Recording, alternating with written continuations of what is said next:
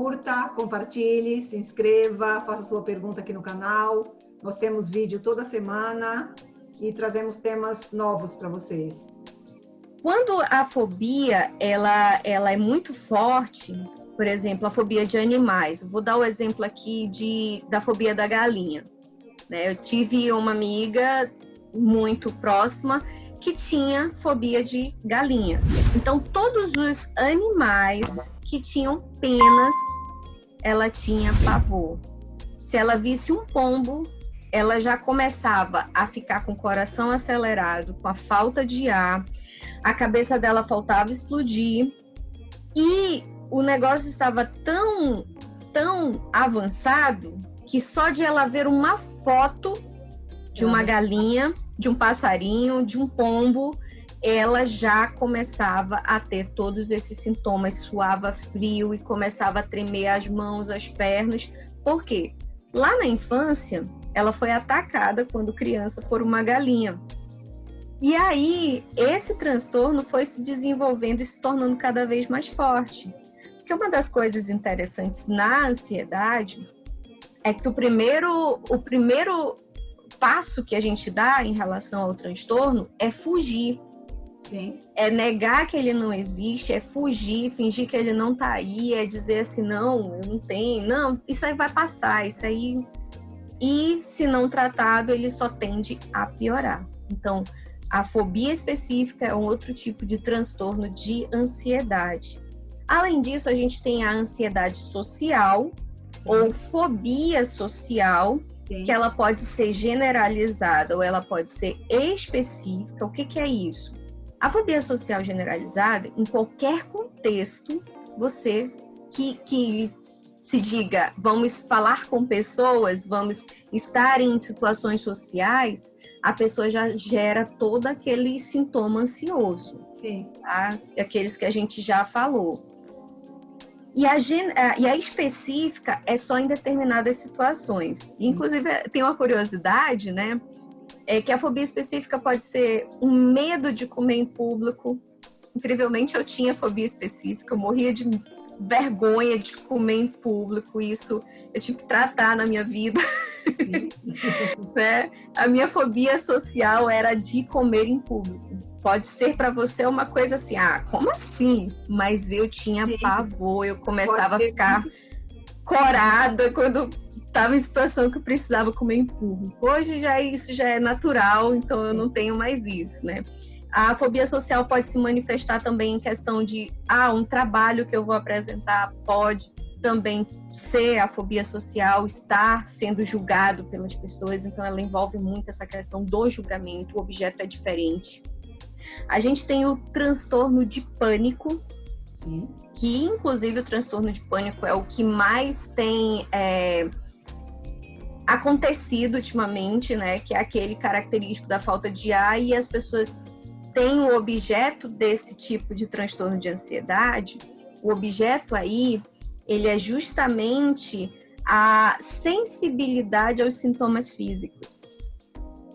Então, a pessoa que tem o transtorno de pânico, ela está tão sensível ao que o organismo dela está manifestando que, ao mínimo sinal do batimento mais forte, ela já pensa que vai morrer. Sim, sim. Ou ela pensa que vai enlouquecer se os pensamentos vierem em turbilhão e ela sentir aquela dor de cabeça, então ela já pensa que vai enlouquecer. Ela pensa que ela vai morrer, ela pensa que o mundo já vai acabar porque ela sentiu um sintoma, uma falta de ar, uma dor de cabeça, vai acontecer de novo. Então, o objeto do transtorno de pânico é justamente a sensibilidade à ansiedade. É um dos transtornos mais sensíveis à ansiedade, né? Aos sintomas da ansiedade. Verdade. É o transtorno de pânico.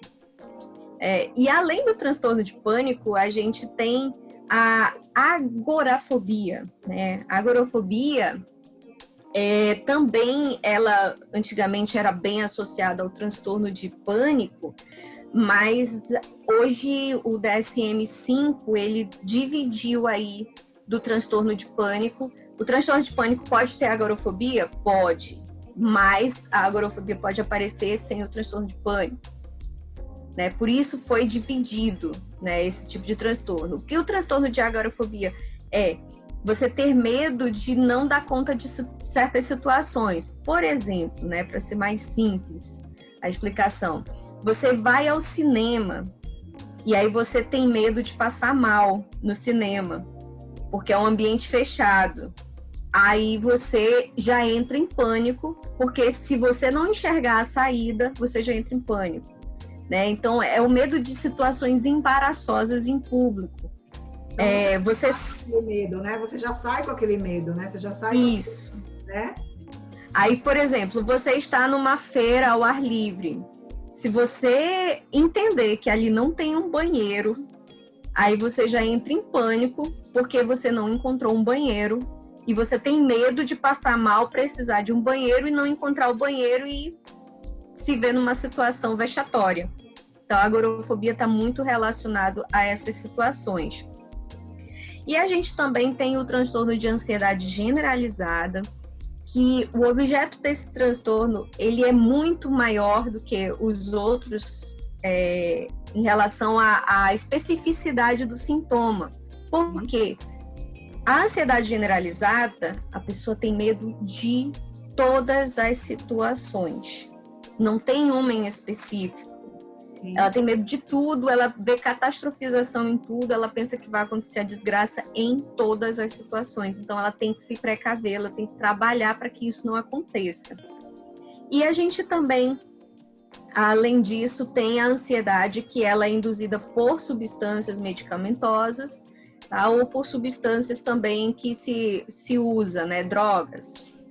Pode acontecer a questão da ansiedade por uso de substâncias. Inclusive, alguns medicamentos, se você ler a bula dos medicamentos, você vai perceber que eles podem gerar transtorno ansioso, eles podem gerar sinais, né, dos sintomas ansiosos. Mas aí, depois que você para de usar, isso também para naturalmente. Ou, às vezes, ele se instala de tal maneira que você precisa de tratamento. Então, sempre tem que ter atenção àquilo que você está ingerindo, principalmente a automedicação, que é algo muito perigoso, e existe a automedicação, né? A gente sabe que as pessoas usam direto medicações que não sabem nem para que funciona e nem lê a bula.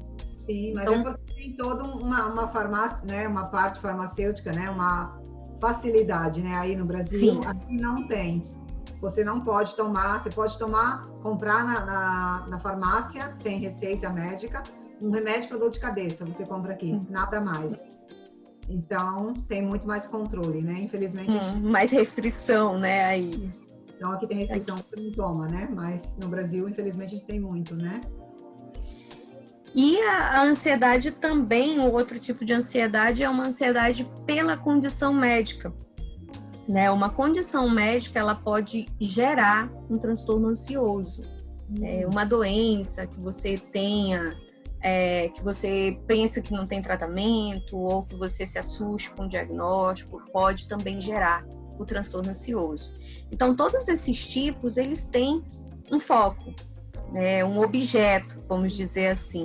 Né? O transtorno de ansiedade de separação, como o próprio nome diz, é a separação. O mutismo seletivo é uma situação específica que causa os sintomas ansiosos, né? Que causa aquela pessoa não consegue, trava.